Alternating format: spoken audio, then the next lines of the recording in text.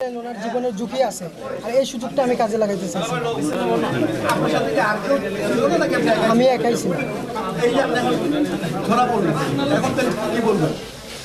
আমি তো একাই ছিলাম, জাস্ট এটা সত্যটা যেটা সত্য এটাই। আমি তো আর অন্য কাউকে আন্তাজিক দোষারোপ করতে পারি। মানে তুমি কি শুধু টাকার জন্য এই কাজটা জি, আমি এই টাকার জন্য এই কাজটা করি। বুঝতে পারছেন? এবার তো আপনারা জেনে থাকেন যে বিগত 28 তারিখের দিকে আমাদের যে মাননীয় সংসদ সদস্য ব্যারিস্টার সাইদুল হক সুমন সাহেব ওনাকে একটা মেসেজ দিয়েছিল যে আমাদের ওসি চুনারুঘাটের মাধ্যমে যে আমি একটা তথ্য দিতে চাচ্ছি, যে তথ্যটা অত্যন্ত গুরুত্বপূর্ণ আমাদের সংসদ সদস্যের জন্য।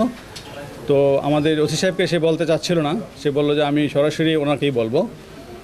তো যেহেতু সে বলতে চাচ্ছিল না এবং একটা থ্রেটের বিষয়ে বলবে, সেই প্রেক্ষাপটে আমাদের ওসি সরাসরি সংসদ সদস্যর কাছে গিয়েছিলেন।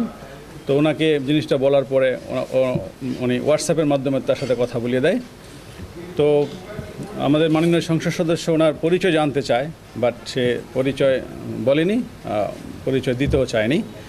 তো আমরা যেটা ইনভেস্টিগেশনে, প্রাথমিক ইনভেস্টিগেশনে যেটা পেয়েছি, সে মূলত আসলে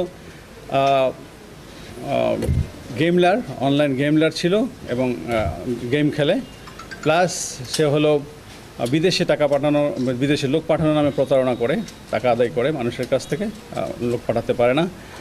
এবং সে কিন্তু ব্যক্তিগত জীবনে 2 বিয়ে করেছে। তো তার মূলত টার্গেট ছিল যে সে সবসময় ডার্ক ওয়েবসাইটে গিয়ে একটি লিঙ্ক পায়, সেটা হলো হিটম্যান ওয়েব যে লিঙ্ক, সেই লিঙ্কে সে একটা গল্প দেখে। সেই গল্পতে ছিল যে এক ইন্ডিয়ান এক বড় ব্যবসায়ী ছিল, সেই এক প্রতারক ওই ব্যবসায়ীকে বলেছিল যে আপনার একটি গুরুত্বপূর্ণ তথ্য আছে, যে আপনাকে মারার জন্য কিছু লোক রেডি আছে, তো আপনি যদি আমাকে কিছু টাকা পয়সা দেন তাহলে আমি সেই তথ্যগুলো বলে দিব। তো সেই ব্যবসায়ী তাকে সেই প্রেক্ষাপটে মানে কৌতূহলবশত কারা আমাকে হত্যা করতে চায় সেই তথ্য জানার জন্য তাকে কিছু রুপি দেয়। তো সেই প্রায় 2-3 লক্ষ রুপি দেয়। দেওয়ার পরে তখন সে তো প্রতারক, তখন ওই ব্যক্তি কী করে, সে আবার তার মোবাইল থেকে সে চলে আসে, মানে অফলাইনে চলে আসে এবং তার সব কিছু বন্ধ করে দেয়। তো সেও সেই গল্পের ছলেই মনে করেছিল যে আমিও দেখি কিছু টাকা পয়সা এইভাবে ইনকাম করতে পারি কি না। তো সে তো দেখতে পাচ্ছে যে বিভিন্ন মিডিয়াতে বা বিভিন্ন সময় তার বিভিন্ন থ্রেটের কথা সে জানতে পেরেছে। সে মনে করতে ছিল যে আমিও হয়তো এরকম একটা কাজ করলে কিছু টাকা পয়সা ইনকাম করতে পারবো। তো সেই প্রেক্ষাপটেই সে বলতে চেয়েছিল যে আমার কাছে একটা ক্লিং স্কোয়াডের নাম আছে, যেটা আমাদের মাননীয় সংসদ সদস্যকে হত্যা করতে চায়। তো সেই প্রেক্ষাপটেই কিন্তু সে একটা নাটক সাজিয়েছিল এবং সেটা আমাদের কাছে স্বীকারও করেছে। তো সে যেটা চেয়েছিল, যে মনে করেছিল যে আমাদের মাননীয় সংসদ সদস্য ওকে বলবে যে ঠিক আছে তুমি আমাকে নামগুলো বলো, আমি তোমাকে কিছু পে করবে। যখন দেখলো যে না, সে তো কোনো টাকা পেই করবে না, বরঞ্চ সে আরও মামলা জিডি করার জন্য চেষ্টা করতেছে এবং সোশ্যাল মিডিয়াতে চলে আসছে, সে এই ভয়ে সাথে সাথে সে তার মানে মোবাইল যেটা যে সে সবসময় কথা বলতো, সেই মোবাইলটা কিন্তু সে ভেঙে ফেলছে এবং সে অন্য একটি মোবাইল নিয়ে, সেখানে সে কখনোই বাংলাদেশি সিম ইউজ করতো না, সে একটি হোয়াটসঅ্যাপ নাম্বারে কথাও বলতো না। সে হুট করে কি করতো, যে একটু ভয়েস মেসেজ দিয়ে সেই মোবাইলটা এয়ারপ্লেন মুডে রেখে দিত। তো তাকে আমরা যখনই আমাদের ওসি মাননীয় সংসদ সদস্যকে তথ্যটি দিয়েছিল, সে কিন্তু সাথে সাথে জিডি করেছিল এবং আমরা সেই জিডির প্রেক্ষাপটেই কিন্তু ওই দিন রাতেই আমরা তার যে ফ্রেন্ড ছিল তাকে অ্যারেস্ট করে ফেলি। তো ভাগ্য কত ভালো দেখেন যে আমরা যাকে অ্যারেস্ট করি সে লোকে কিন্তু তার কাছে প্রতারিত হয়েছে। সে তাকে 1,80,000 টাকা দিয়েছিল, বাট পরে জানলাম 1,30,000 টাকা দিয়েছে, 2,30,000 টাকা দিয়েছে। বাট সে যখন তার কাছে টাকাটা নেয় ওই ব্যক্তির কাছ থেকে, তো ওই ব্যক্তি তাকে বিশ্বাস করতে পারতেছিল না। তো বললো আমি আপনাকে কীভাবে টাকা দিব, আপনি যদি না পাঠান বিদেশ। তখন সে বিরক্ত হয়ে তার যে পার্সোনাল পাসপোর্ট, সে পাসপোর্ট দিয়ে বলছে ঠিক আছে আপনার মতো পাসপোর্টটাই রাখেন, কারণ তার টাকার প্রয়োজন ছিল প্রচুর। সে পাসপোর্ট দিয়ে তার কাছে টাকাটা নিয়ে নেয়। তো আমরা তাকে যে তার বন্ধু, তাকে মূলত ধরি তাকে ধরার জন্যই।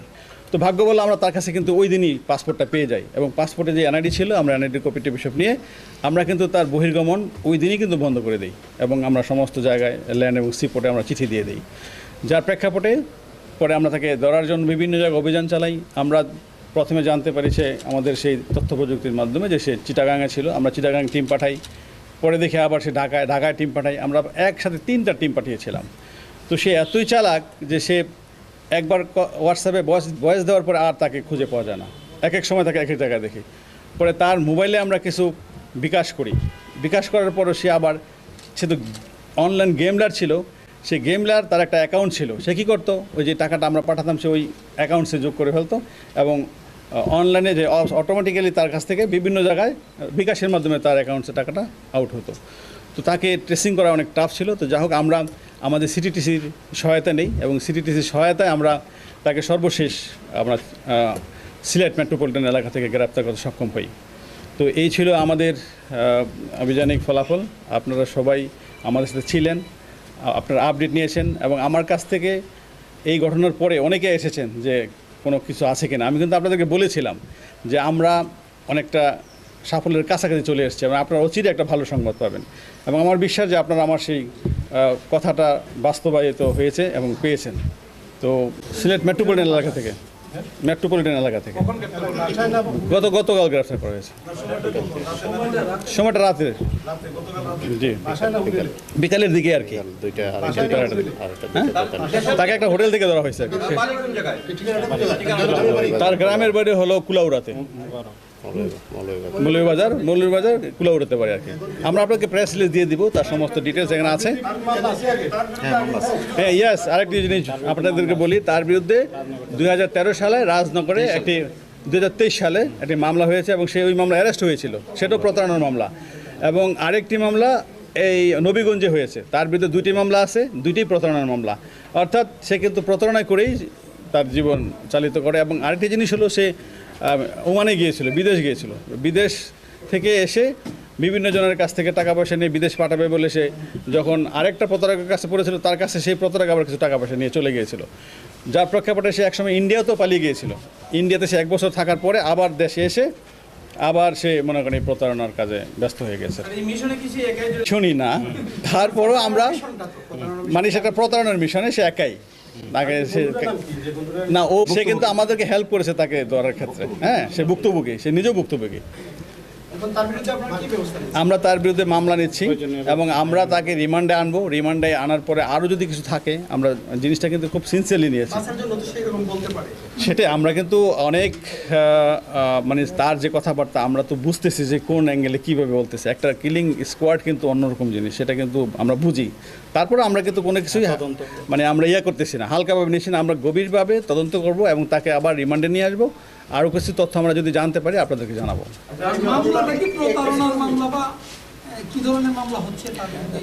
আমরা তদন্ত সাপেক্ষে তার বিরুদ্ধে যেই সব এভিডেন্স পাই সে আলোকে একটা মামলা হবে।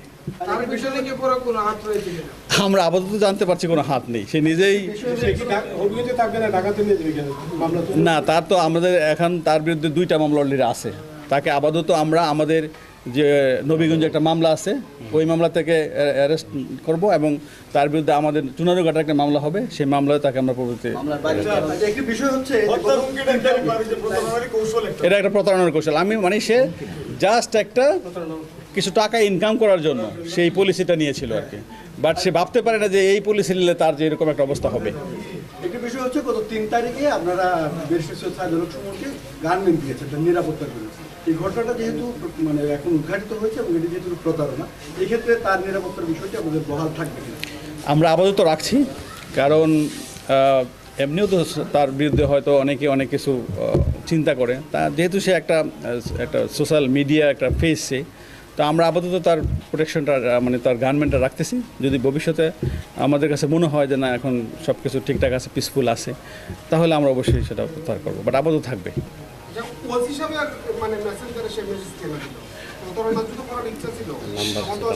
সে আমি বলি সে এমপি মহোদয়ের নাম্বার প্লাস তার পার্সোনাল যে সহকারী তার নাম্বার তার কাছে ছিল না। আমাদের নাম্বারগুলো কিন্তু অনলাইনে পাওয়া যায়। সে ওসির নাম্বারটা অনলাইন থেকে নিয়ে সে চেয়েছিল যে ওসির মাধ্যমে সরাসরি এমপি মহোদয়ের সাথে কথা বলবে, এবং তার কিন্তু ধারণাই ছিল যে, মনে করেছিল যে যদি আমি এমপি মহোদয়কে বলি হয়তো আমাকে জানতে চাইবে যে কারা কারা ছিল, তখন সে টাকা চাবে। তো টাকা চাইলেই সে হয়তো নামগুলো বলবে না, আর নাম তো বলার কেউ নেই। তো সে চেয়েছিল যে কিছু টাকা ইনকাম করা, এবং টাকা যখন পাবে তখন হয়তো সে ওই নাম্বারটাই ব্লক করে দিত, নাম্বারটা ইউজ করতো না, জাস্ট একটা প্রতারণার একটা ফাঁদ পেতেছিল আর কি।